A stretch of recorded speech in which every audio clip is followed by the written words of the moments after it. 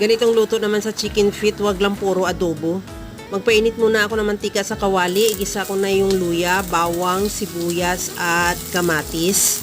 Ihalo lang hanggang sa maluto. Magtimpla na rin ako ng asin at paminta.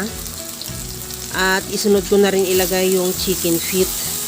Ihalo lang din hanggang sa mag-iba na ang kulay.